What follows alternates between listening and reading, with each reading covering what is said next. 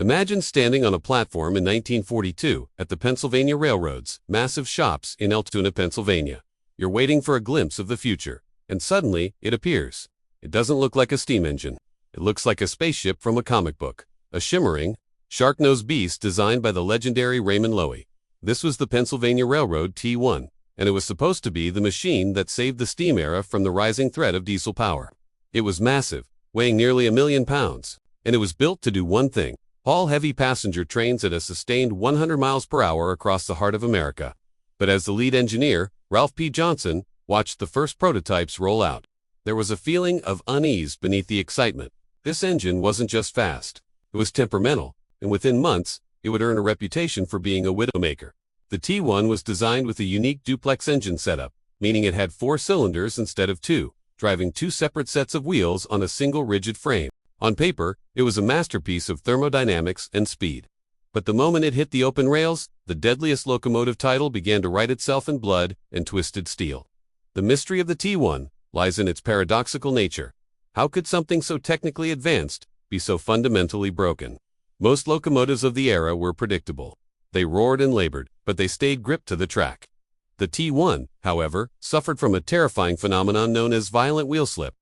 Because of the way the power was distributed, if the engineer opened the throttle even a fraction too quickly, the wheels would lose their grip and spin at speeds equivalent to 140 miles per hour while the train was barely moving.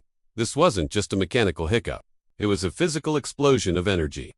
Imagine being in the cab when the ground starts shaking so hard the glass shatters and the heavy steel control levers become lethal projectiles.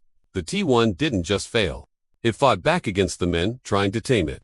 Crews started to fear the machine, whispered warnings passing between veteran firemen about the shark that liked to bite. As we look deeper into the history of the PRR T1, we find a story of hubris. The Pennsylvania Railroad was the most powerful corporation in the world at the time, and they believed they could out-engineer the laws of physics. They ignored the warnings from their own veteran mechanics who said the wheelbase was too rigid and the valve gear too complex. The T1 was built during the height of World War II, a time when every train was packed with soldiers and vital supplies. A breakdown or a derailment wasn't just a delay. It was a blow to the war effort. Yet, the PRR doubled down, ordering 50 of these giants before the prototypes were even fully tested. This decision would lead to a series of catastrophic failures that would haunt the railroad for decades. But the true danger was in the wheels. Slipping it was what happened when those slips occurred at high speeds in the middle of the night, deep in the Pennsylvania mountains, where the line between a record-breaking run and a fatal disaster was thinner than a sheet of paper. By 1945, the T1 South were the kings of the Broadway Limited, the PRR's flagship route between New York and Chicago. But for the men in the cab, like veteran engineer Frank Collins, every trip was a gamble with death. The T1 was notoriously difficult to start. On a rainy night in the Allegheny Mountains, a T1 pulling a heavy load of sleeping cars would often find its wheels spinning uncontrollably. Because the cylinders were hidden behind sleek shrouding, the engineer couldn't always see the sparks flying or the smoke pouring from the friction. If the front set of wheels slipped while the back set held firm, the resulting vibration was enough to shake the entire locomotive off the rails. There are documented accounts of T1 South finding a slick spot at 80 miles per hour, causing the engine to surge and buck so violently that the crew was thrown against the boiler head. This was the deadliest aspect, the unpredictability. Unlike older engines that gave you a sign of trouble, the T1 would go from a smooth glide to a violent thrash in a heartbeat, often destroying its own delicate poppet valve gear in the process. The maintenance shops became a graveyard for the T1.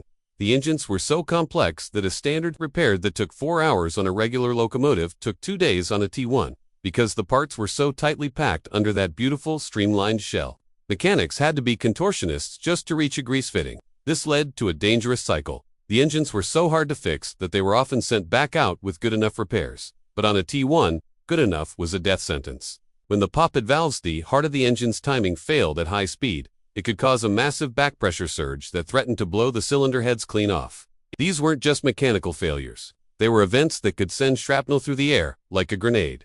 The men who worked on them in the Crestline, Ohio shops began to see the T1 not as a triumph of American industry, but as a beautiful, chrome-plated mistake that was bankrupting the company's reputation and risking lives. Despite the danger, the PRR refused to admit defeat. They tried adding weight to the front, changing the sanders that provided grip, and retraining engineers. But the fundamental flaw remained. The T1 had too much power for its own weight. It was like putting a jet engine in a glass car. The sheer speed it could attain, some claim it exceeded 130 miles per hour in unofficial tests, was its own curse. At those speeds, the T1 was flying blind. The braking systems of the 1940s were not designed to stop a million-pound beast moving at twice the speed of a normal freight train. Every time a T1 hit a curve a few miles per hour, too fast, the Duplex wheelbase would groan and scream, the lateral forces threatening to widen the tracks and send the entire consist tumbling into a ravine. The tension in the cab was thick enough to cut with a knife. Engineers would arrive at their destination drenched in sweat, not from the heat of the firebox, but from the sheer terror of trying to keep the monster on the rails. Yet, the most shocking part of the T1 story isn't just the mechanical failures, it's the cover-up that followed. The end of the T1 came quickly and without mercy. By the late 1940s, the diesel revolution had arrived, and the T1 was its biggest victim. The Pennsylvania Railroad, once so proud of its Sharknose fleet, began to scrap them as fast as they could. It was an embarrassing chapter they wanted to erase from the history books. By 1952, almost all 52 of these magnificent, deadly machines were gone, cut up into pieces for the very steel they were made of.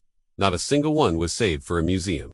It was as if the PRR wanted to hide the evidence of their greatest failure. But the legend of the T1 persisted in the stories of the old-timers, the men who remembered the sound of the wheels screaming on the tracks and the sight of the silver nose cutting through the fog like a ghost. They remembered the colleagues who were injured when the valves exploded, or the close calls that almost ended in tragedy. The T1 was the deadliest not just because of the accidents it caused, but because it represented the death of an era, a violent, final gasp of the steam age. Today, if you visit the Pennsylvania Railroad Museum in Strasburg, the story of the PRR T1 is a warning about what happens when aesthetics and ambition outpace safety and common sense. It was a beautiful nightmare, a machine that looked like the future but was anchored to the flaws of the past. As the new T1 5550 slowly takes shape, we have to ask ourselves, can we truly tame the monster that broke the Pennsylvania Railroad, or are some legends better left in the shadows of the past? The T1 remains the ultimate what-if of the railroad world, a machine that could have changed everything, but instead became a cautionary tale of steel and steam.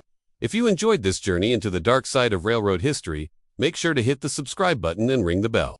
We dive deep into the world's most fascinating mechanical mysteries every week. And you won't want to miss our next episode on the train that disappeared. Would you have been brave enough to step into the cab of a T1 back in 1945? Let me know in the comments below, and tell me which historical machine you want to see us cover next.